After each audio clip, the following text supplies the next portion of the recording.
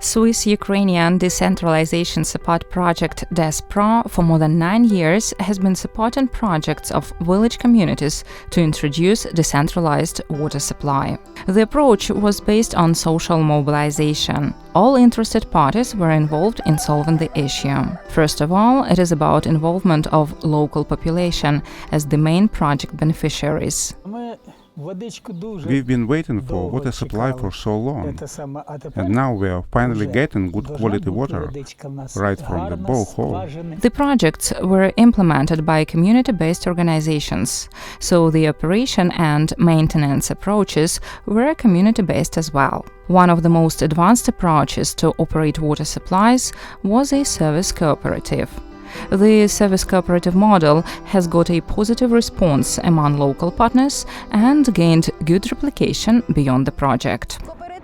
A Melnik cooperative will take water meter readings and fill the meters. We will do everything the statute requires. There was strong opposition, but after 2 years of discussion and criticism, people gradually came to understand that they need it.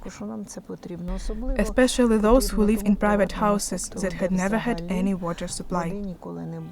However, from the point of view of the human right-based approach to water and sanitation, community-led projects focus on right holders, whereas the duty bearers, namely the local self-governance bodies, village council heads, were put on the back burner.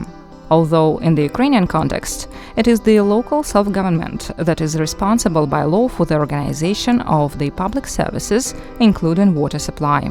Understanding of that, coupled with the sprouts of the local self-government reform that emerged 2 years ago, have inspired DESPRO and its partners to shift the implementation approach from community-led to government-led projects. Now the community is more consolidated. They support the initiative. We plan a similar project in the neighboring village as well.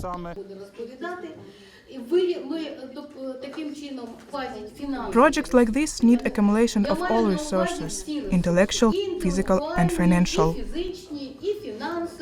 What are the main lessons learned?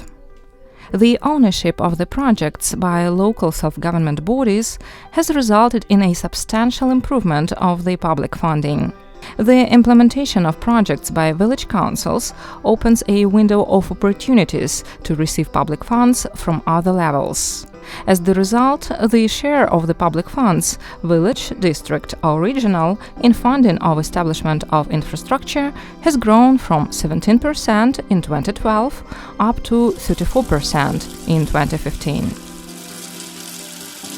The implementation of water supply projects via village councils makes the choice of water supply system operator more flexible.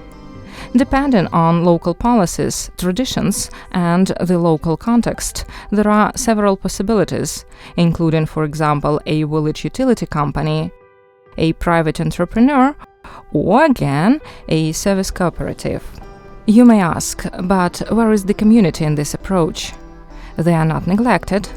Although that is a village council that implements a project, the social mobilization is also integrated in the context of the project. It includes, for instance, public consultations at various stages of a project, or establishment of a project implementation group that, based on the principle of gender equality, involves representatives of the village council and community activists. It is also a rule that people vote on a project with their money, contributing to construction. The role of a village council is also important to ensure water supply to the poorest of the poor.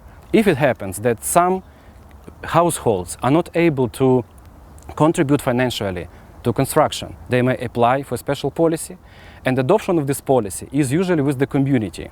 And if the community is not able to make this decision, the last word is with the village council, since the village council possesses the ultimate responsibility for water supply in the village.